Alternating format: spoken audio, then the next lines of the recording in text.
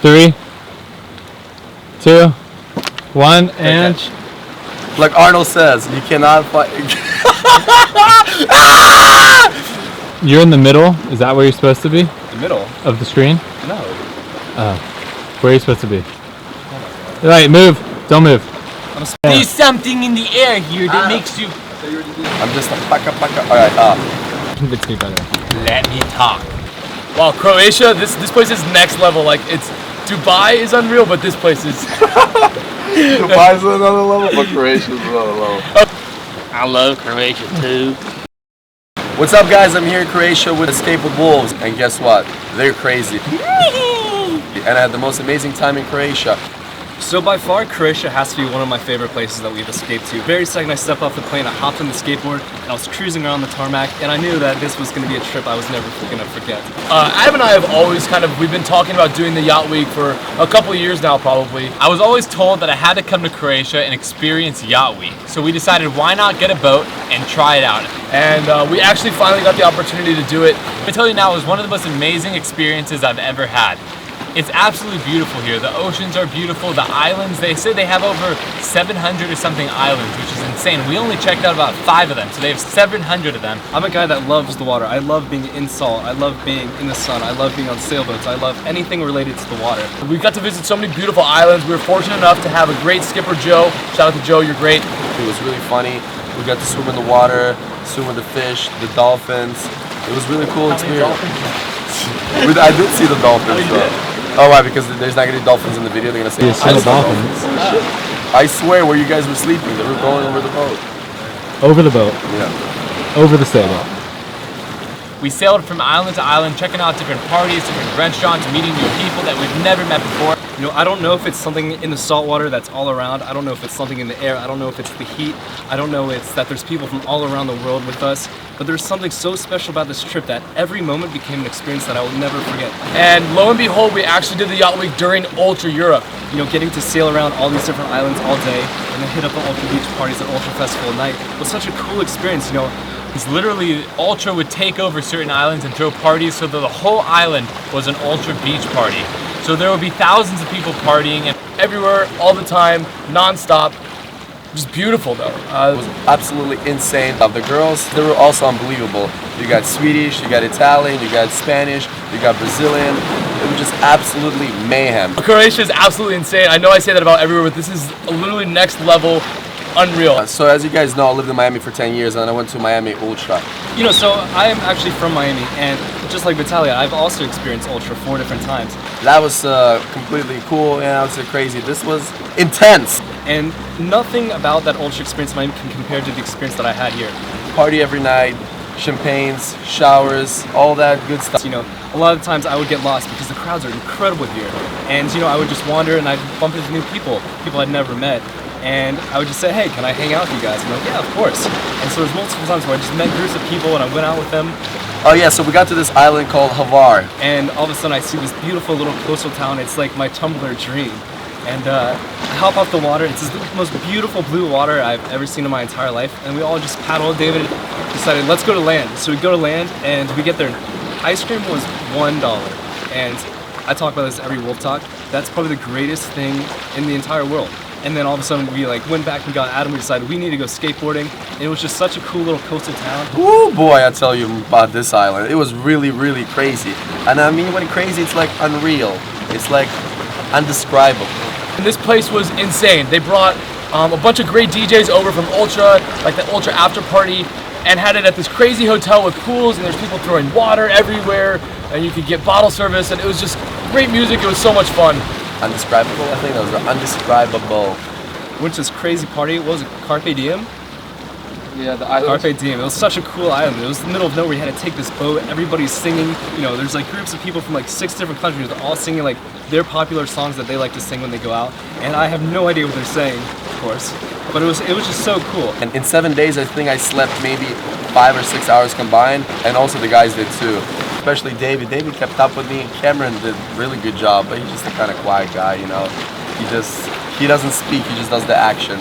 Needless to say, he definitely pushed me out of my shy scenario. As he said, I don't talk a lot. He's right there looking at me, like jumping on like if you never do things, you'll never know. We saw this beautiful group of girls, and of course I wanted to go talk to them, but at first I didn't have the courage to do it. And I just immediately decided, if I don't go over there, I will never know what's gonna happen. And of course, I decided to go over there, introduce myself, and ask if they wanted to come hang out with us. And they did, and it was such an awesome group of people that we actually hung out with them multiple times. And it was definitely an experience that I will never forget. Also got to go to the Ultra closing party, which was actually in an old castle. And I walked in and I didn't actually think it would be in a castle, like maybe castle decorations or something. But this is a legit castle, like no joke. You walk into like a moat to get in, and it's so cool. I have no idea how many times I would wake up and Vitaly was still not back. You're holding the key, you're holding the... I'm holding the No, vlog you're holding the Am microphone. Am I not allowed to hold that? Yeah, you're supposed to hold this. Ah, fancy. Yeah. But yeah, you have no idea. I Is thought that how he you was guys lost. putting it? Him and Cameron, you would disappear as well.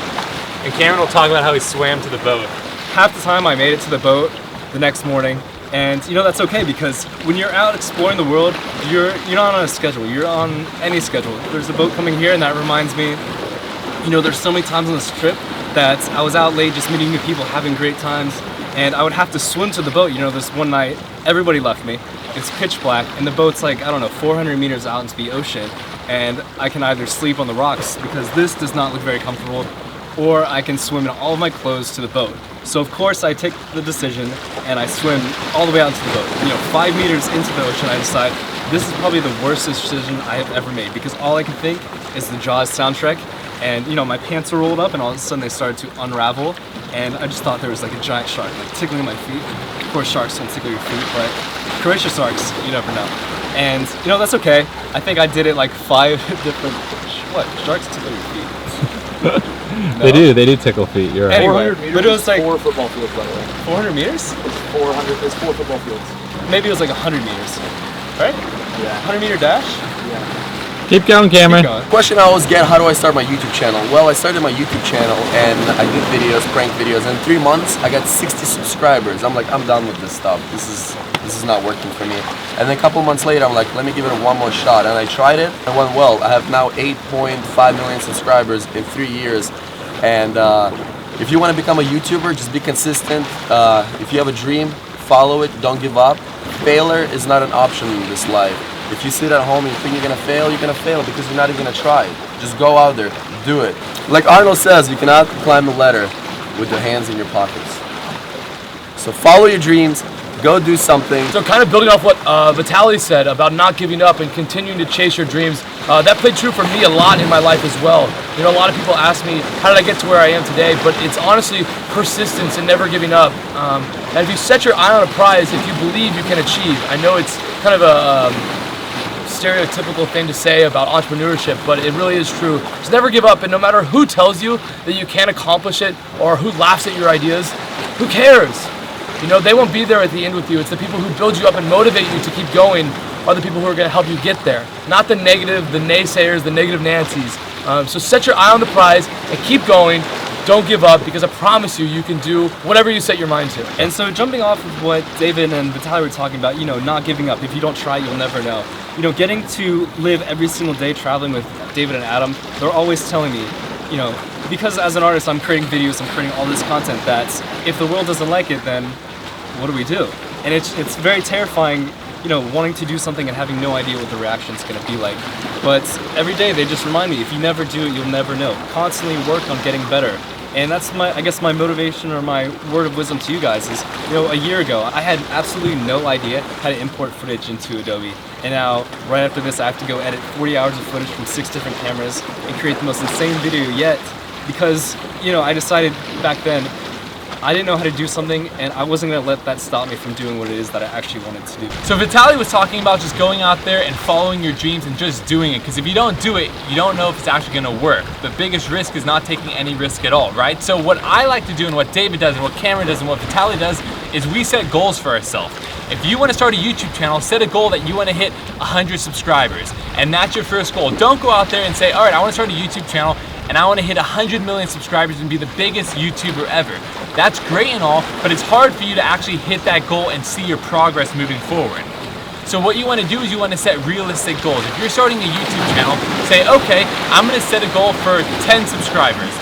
I'm gonna work my ass off to hit these 10 subscribers. Now you can say, okay, perfect, I've done that. Now I'm gonna set it for 100 subscribers. Once you hit that, boom, you did it again.